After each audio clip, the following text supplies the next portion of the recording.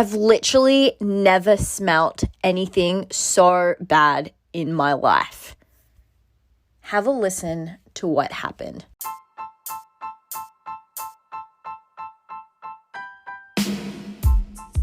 Hey, what's up, guys? It's Confessions of a Doctorholic with Dr. Slayman, and let me tell you about the juiciest abscess that I had to open up and drain.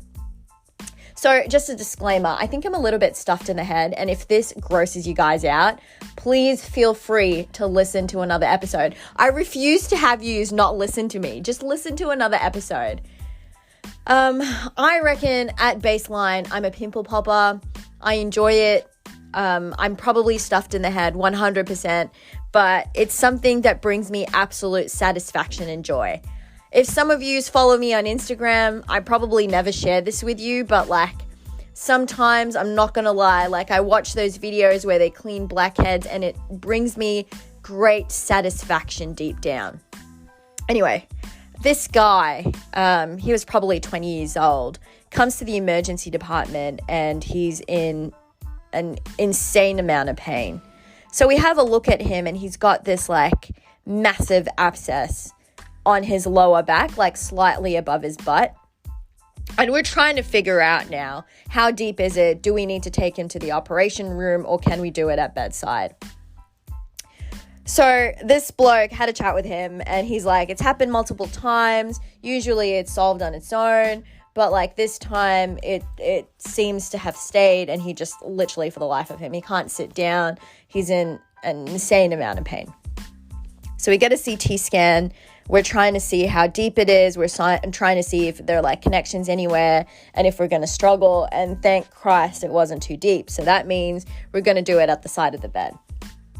So we gathered some equipment that includes some saline. There's this incision and drainage kit. So basically it's just got it's got some gauze, it's got some betadine, and it's got a Kelly, which is this, it's kind of like a scissor, but it's not sharp, and it's got the ends slightly twisted, and it's used to break up some loculations. So basically some blobs of pus. We had some saline. I feel like I'm forgetting a few things, so I'm just going to talk to you about the steps and how this thing went through. Oh, and we had a little scalpel because we need to go through it. So this guy has a little volcanic mass, for lack of better terms. It's this, it was massive, honestly, guys. It was huge. It was about 5 by 7 centimeters. It was this massive crater in his back. It's not weeping or anything. It's just absolutely massive. So we started off by getting the lidocaine, where he's feeling the prick. But we get it through the skin and it's meant to blanch a little bit. And what that means is basically it's meant to make the skin go a little bit white. And that's when you know that you're hitting the right spots. So I'm doing that, trying not to get into the abscess. And he's got 2 little blobs. We're thinking, are they connected? Are they not connected? We need to do a really good job of cleaning this out. So we put the betadine on it. I throw that out. I've got the sterile gloves on, and everyone's ready. We're ready to get through this juicy abscess. So I make my first cut. So you kind of go 90 degrees, you cut through it, and I don't know, the first time I've done it on another abscess, it just kind of exploded immediately. With this one, it didn't. And I was something wrong happened. Anyway, so the girl that was supervising me, she literally pushes it aside just to see if I've gone deep enough. And then everything exploded out. It's this disgusting greeny color. I can't even tell you what's the closest thing that looks like it. It's not that fresh green of plants. Maybe some old broccoli or whatever. I don't know. It's this disgusting green, And the smell, let me tell you, I've never smelt anything like it. It is so gross. There's like literally nothing in my mind that I can tell you that smells like it. It just smelled so feral. Like it was everywhere. And I'm in that moment, I'm like, oh my Lord. Like I'm literally holding my breath. I wish I had a mask on. I wish I double masked, put some minties in. I've seen this on TikTok and it seemed to do the trick for some nurses.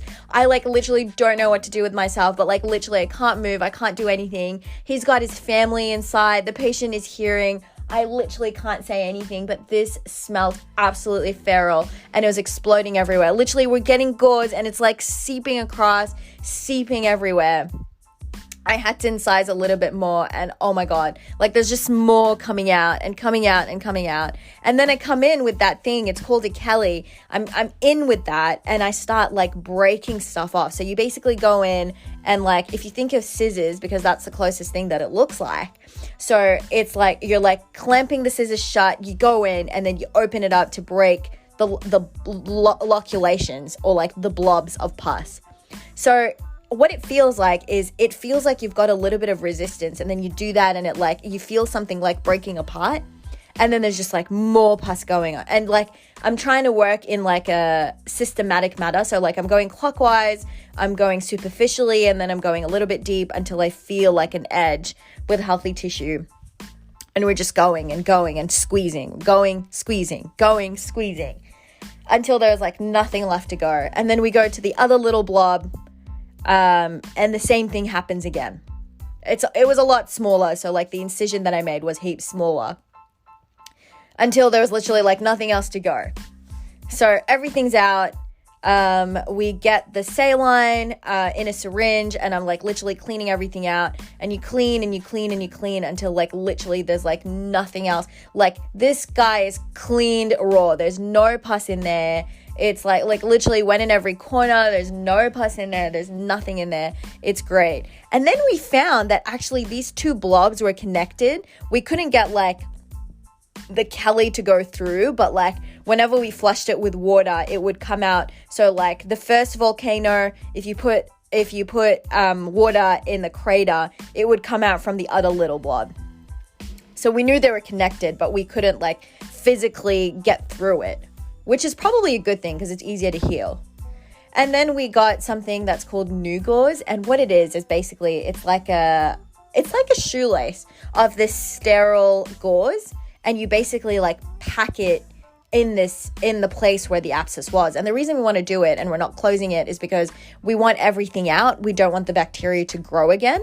So you do that, you change it a couple of times, like you change it once a day until like it's completely clean and it's like meant to like heal on its own and close up on its own. So we took like probably the whole new gauze. It's like, I don't remember like how long it is, but it's like pretty long.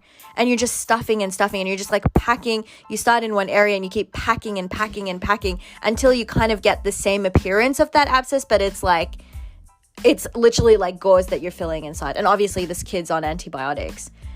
He did feel relief, which was so good, but like literally that scent was like lingering in there. Like I felt it in my mouth. I felt it in my nostril. I know like all of yous out there, you're going to be like, this is absolutely nasty. And let me tell you, like, I kind of wish, as nasty as this sounds, that I could send you the smell through the podcast, because I feel like you don't like honestly, like nothing I will ever do will taint or will change this experience for me, because that was nasty. There's like no other way to describe it. That was absolutely nasty. And I'm glad we got it out. It was such a satisfying feeling. The senior was there initially because of the smell. He just legged it. He was like, yep, these two juniors, they've got this shit under control. I'm just going to leg it. And he did. But like, yeah, like basically I saw the guy the next day. I changed the new gauze and he was good to go. He went home, and his mum's going to change it at home. But yeah, that's it. Guys, if you've got an abscess, please come through. I will definitely enjoy popping it for you. And I've learned my lesson. I'm going to wear masks this time to taint that, to like make the smell a little bit less intense. Anyway, hope you have a good one, and I'll catch you next time.